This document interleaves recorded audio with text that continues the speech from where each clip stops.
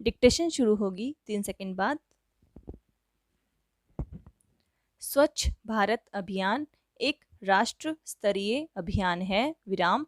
गांधी जी की 145वीं जयंती के अवसर पर माननीय प्रधानमंत्री श्री नरेंद्र मोदी ने इस अभियान के आरंभ की घोषणा की विराम।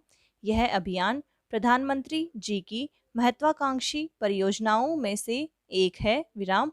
2 अक्टूबर 2014 को उन्होंने राजपथ पर जन समूह को संबोधित करते हुए सभी राष्ट्रवासियों से स्वच्छ भारत अभियान में भाग लेने और इसे सफल बनाने की अपील की विराम।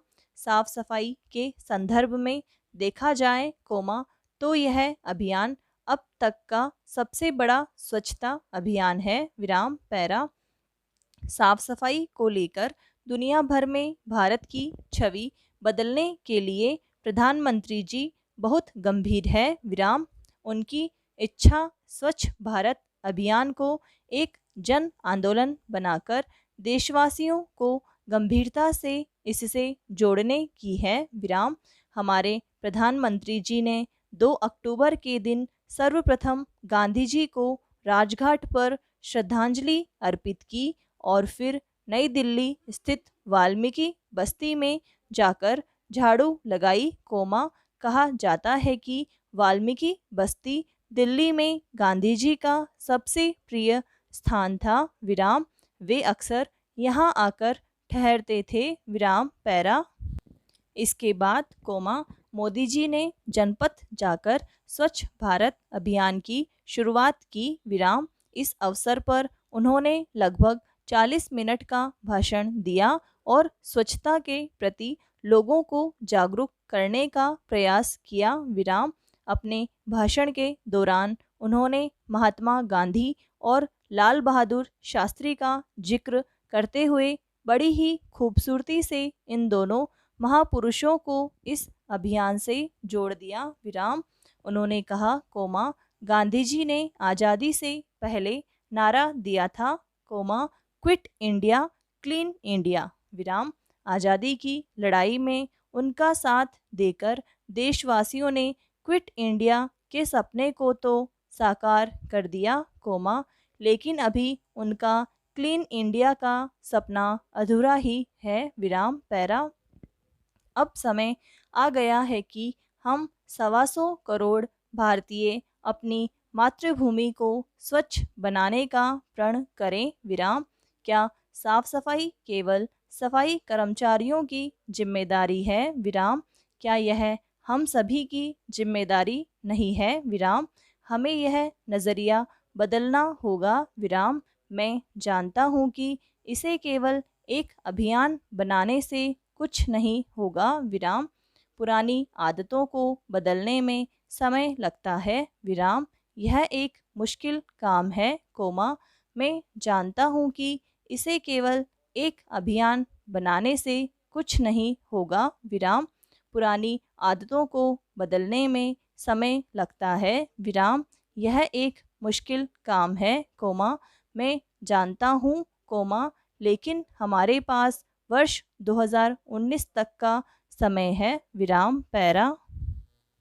प्रधानमंत्री जी ने 5 साल में देश को साफ सुथरा बनाने के लिए लोगों को शपथ दिलाई कि न मैं गंदगी करूंगा और न ही गंदगी करने दूंगा विराम।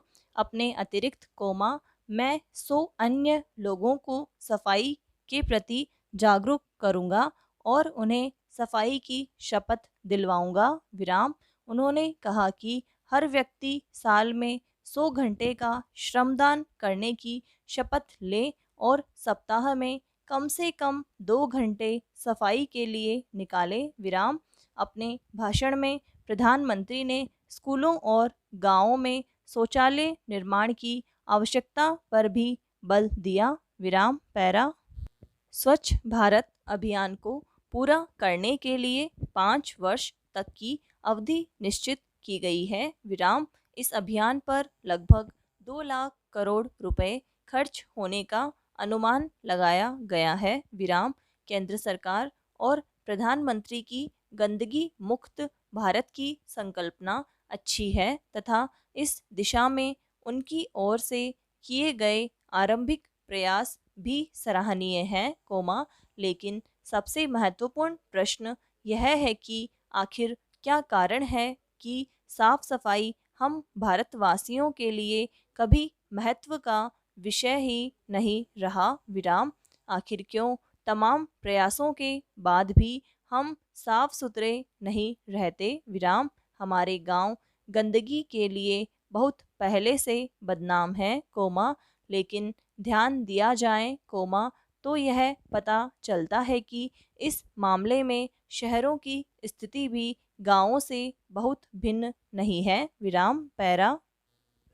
आज पूरी दुनिया में भारत की छवि एक गंदे देश की है, जब भारत की अर्थव्यवस्था, तरक्की, ताकत और प्रतिभा की बात होती है, तब इस बात की भी चर्चा होती है कि भारत एक गंदा देश है, पिछले ही वर्ष हमारे पड़ोसी देश के चीन के कई ब्लॉगों पर गंगा में तैरती लाशों और भारतीय सड़कों पर पड़े कूड़े के ढेर वाली तस्वीरें छाई रहीं, कुछ साल पहले एक सर्वे में यह कहा था कि औसत भारतीय घर बेहद गंदे और अस्वास्थ्यकर होते हैं, इस सर्वे में कमरों, बाथरूम और रसोई घर की साफ सफाई को आधार बनाया था, उसके द्वारा जारी गंदे देशों की सूची में सबसे पहला स्थान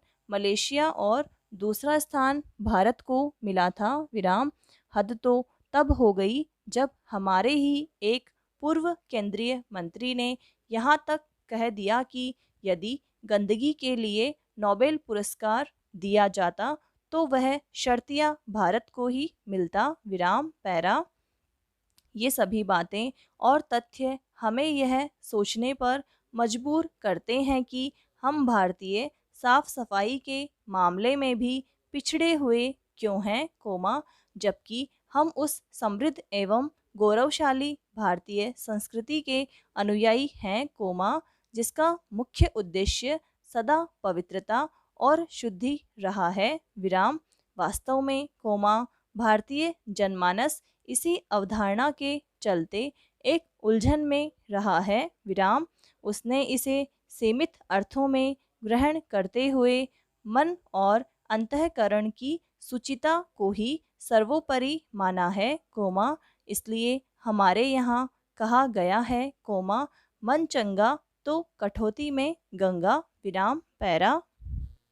यह सही है कि चरित्र की शुद्धि और पवित्रता बहुत आवश्यक है, लेकिन बाहर की सफाई भी उतनी ही आवश्यक है, यदि हमारा आसपास का परिवेश ही स्वच्छ नहीं होगा, तो मन भला किस प्रकार शुद्ध रह सकेगा, अस्वच्छ परिवेश का प्रतिकूल प्रभाव हमारे मन पर भी पड़ता है, जिस प्रकार एक स्वस्थ शरीर में स्वस्थ मस्तिष्क का वास होता है, उसी प्रकार एक स्वस्थ और शुद्ध व्यक्तित्व का विकास भी स्वच्छ और पवित्र परिवेश में ही संभव है, पैरा।